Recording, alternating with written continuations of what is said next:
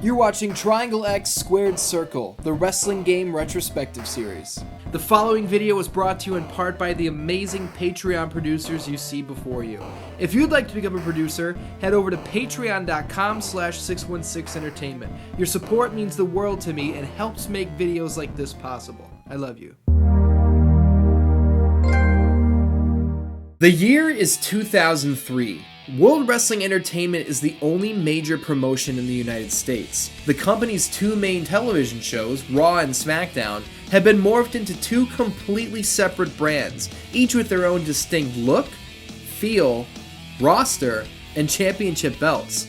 The Ruthless Aggression era is in its infancy, and stars like Randy Orton, John Cena, and Batista have just begun their journeys to superstardom. The video game scene is out of control, in a good way, with each main home console having its own exclusive WWE franchise. The year is 2003, and for wrestling fans, life is good. And then this happened. Welcome to the landscape of television now that WWE owner Mr. McMahon controls all the networks. Now you can see his WWE superstars in all your favorite TV shows and commercials. And though the critics continue to protest, you can't argue with success. In fact, Mr. McMahon is now revving up for his most anticipated and some say dangerous debut to date. A no-holds-barred battle where the superstars trade in their muscle for muscle cars. WWE Crush Hour came out of nowhere. It's WWE mixed with Twisted Metal mixed with... I guess it's just a Twisted Metal clone with WWE stickers on it. Before we go balls deep into the game itself, let's talk about how exactly this project came to be. 2003 was already a weird year for WWE, so why wouldn't we expect to see something as off the wall as a car combat-based video game?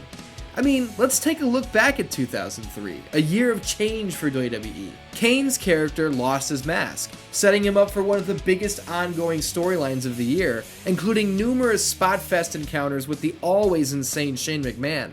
Several pay-per-views featured world title main events with faces largely associated with WCW, whether it was Goldberg, Kevin Nash, or Booker T. Hulk Hogan wrestled under a fucking mask. 2003 was weird, man. Why not get weird on the video game side of things too, right? Who cares? We already have our tried and true greats. SmackDown, WrestleMania, and Raw aren't being replaced. This is just another game to go alongside them. So no harm, no foul, right? Sure, let's go with that. Crush Hour was developed by Pacific Coast Power and Light, a subsidiary of THQ. This was the team responsible for 1999's Jet Moto 3 on the PlayStation, and Road Rash 64 on the Nintendo side of things. Right before taking on Crush Hour, Pacific Coast Power and Light, who will be going as PCPL from here on out, developed MX Superfly, a highly rated motocross game featuring several of the top names in the sport. Have you recognized the pattern? This is a team that knows a thing or two about vehicle-based video games. But what do they know about wrestling? I mean, what the hell do they actually have to know about wrestling for this project anyway, right? It's a car combat video game.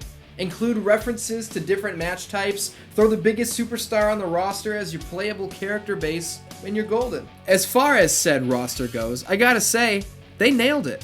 I feel like PCPL actually went above and beyond here, not only including the shoo-ins like Brock Lesnar, The Rock, Undertaker, and Hulk Hogan, but wrestlers like Matt Hardy, Trish Stratus, Test, Stacy Keibler, and more. And if we're including unlockables, this roster stands at 32 playable characters. That's way more than I would expect for a title like this, and the variety is welcome. I remember being weirded out by Jeff Hardy's stance on the select screen though. Everyone is flexing and posing, and he looks strung out. Like he can barely stand. Oh. Alright. Let me be clear right now. I played the shit out of this game back in the day. I'm about to load up my actual save file from when I was a kid. I still have the same memory card. My last save occurred on March 31st, 2004, over 15 years ago. I haven't touched the game since, so this is about to get all kinds of nostalgic. The main menu lists Exhibition and Season as the only two game modes, which sounds extremely limited, but that's a bit misleading, as there are 12 different arenas and match types in which our battles can take place. The Raw arena looks like something straight out of BattleBots, with its brand-appropriate red tint complementing the circular saws jutting out from the floor below. The SmackDown stage gives some shine to the blue brand. I always like the detail of the cage hanging over the center of the arena, even if it never does anything. Speaking of cages, there's a mode called Cage Match. I know what you're thinking. How the hell do you translate a pro wrestling steel cage match into a vehicular car combat video game? How are cars and trucks and motorcycles supposed to climb over a cage to safety? Well, for starters, the vehicles don't have to climb over the top of anything. Cage Match is an example of the developers taking a wrestling-based idea and having to twist and turn it into something that makes sense for the genre. We start locked inside a cage with our opponents, and when only one player is left standing, a contract appears. Our objective is to grab the contract and race it to a predetermined finish line before being torn to pieces by our respawned enemies who are now circling the cage like bloodthirsty sharks.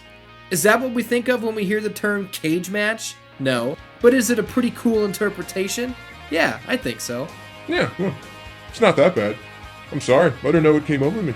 Things get a little weirder though when we start to talk about Hell in a Cell. Whoops, I mean Hell in the Cell. That's weird. I don't think WWE has ever called it Hell in the Cell before. Anyway, that's the least of our worries. Why on earth is this called Hell in the Cell when it takes place in an Egyptian-style pyramid? Hell in a Cell doesn't take place in a pyramid. It takes place in a big-ass steel cage with a roof on it. Cells are not pyramids. They're cubes. It's not even the right shape. Hardcore mode is a really cool idea.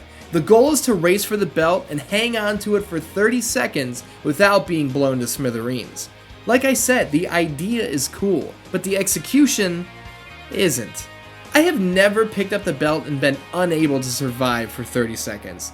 The game's AI aren't ridiculously stupid or anything, but anybody who has played this game for more than 10 minutes should be able to navigate the arena and use slick steering in tandem with turbo boost long enough to get the win. If hardcore mode was too quick and easy for you though, that's where Run the Gauntlet comes into play. This one is a pain in the ass, but it might be the game's most enjoyable mode. We're dropped in the middle of an extremely treacherous course atop an unfinished construction site with fall hazards around every corner. Our goal is to wait for the stars to appear on the map and race to them before anyone else can get their grubby little hands on it. We need 10 stars to win, but every time we fall off the edge, we lose a point. Run the Gauntlet is exhilarating, especially in multiplayer. Battle Royale is a gauntlet of sorts where we are tasked with taking out everyone that enters the arena without suffering a single death ourselves. But Royal Rumble is where it's at, DanDans. Again, we can't expect to have cars pick each other up and toss each other over the top rope. But that's what a Royal Rumble is! That's enough of you. Jesus Christ. Royal Rumble requires the player to race to a crown icon and hang on to it while the timer in the corner counts down to 0. If you've got a crown when it hits 0, you're safe. If you don't, you're eliminated, and you'll be replaced by a new driver. Much like Cage Match and Run the Gauntlet, Royal Rumble is frantic and high stakes. There's also Iron Man, Bottom Line, King of the Ring, and Survivor Series levels to play on, each with their own match type to fit the theme of the stage. So we've talked about the overall plot, all the different match types, the entire roster. Nothing sounds that bad yet, right? So why does the internet lead everyone to believe that this game is pure garbage? Well, possibly because it is genuinely just not a very good game overall. The controls are dog shit. Accelerating is controlled by holding down the X button, or by tilting the right stick forward. Boosts are initiated with the circle button, or tapping R3. Special moves are triggered by tapping triangle, and that's it. There's no secondary option.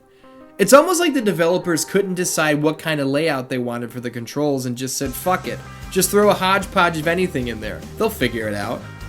We do have 12 game modes and arenas to choose from, sure, but each mode only feels fresh for so long before it starts to feel really, really repetitive. The second mission in story mode required me to reach 10 kills, and my knee-jerk reaction was, oh, Jesus Christ. There are a whole gang of unlockable characters to go after, but gaining access to them requires us to beat the game with damn near every main roster wrestler. Looking at my old save, I have almost zero recollection of beating this game nearly 5 times. What the fuck was wrong with me? Visually, the game isn't terrible, but it's nothing to write home about either. Compare it to Twisted Metal Black, a beloved vehicular combat classic on the same console, and neither one takes a shit on the other. Crush Hour is definitely more colorful, but Twisted Metal has much bigger arenas and runs way, way smoother. Twisted Metal Black is also a way deeper game overall, and was a trendsetter for its time. Crush Hour it's a cheap knockoff. I did happen to notice that the big gold belt, the World Championship at the time, looks amazing in this game. So why did it look so awful in the SmackDown series? The terrible designs on the belts always irked me in the SmackDown games, my god. Can anyone tell me why Booker T, Matt Hardy, and Jeff Hardy all have bootleg entrance music in this game? Booker T!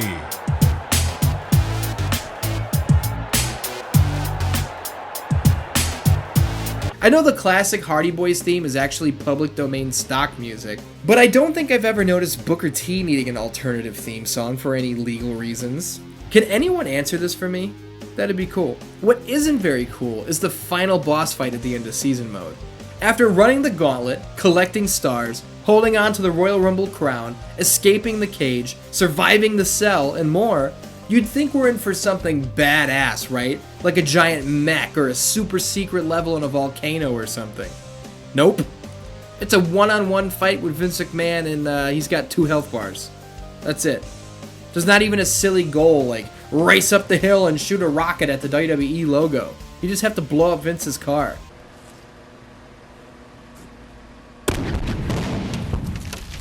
The landscape of television has changed again, thanks to the outcome of Crush Hour. Seems our friends at the WWE are ready to go back to what they do best. It's out of the kitchen, out of the outback, and back to the ring. Yes, a lot has changed, but one thing remains the same: the rising popularity of WWE's Crush Hour. It's ironic that the plot to Crush Hour has Vince McMahon getting control of every network on television, and ratings have never been higher. Because in all actuality, nothing could be further from the truth. WWE's ratings are plummeting to record lows without a turnaround in sight. It's strange to be a wrestling fan in 2019. I personally find WWE's product to be unwatchable, so I don't keep up with it on a weekly basis. Many of my friends tell me that I should be watching NXT and Japan and all this stuff, and I believe them. I don't doubt it's a fun product, I don't care enough to dedicate my time to it. I could give hours of my day to watching wrestling I may or may not enjoy, or I could spend it with my girlfriend, with my dog, with my friends, or working on a new video for you guys to enjoy.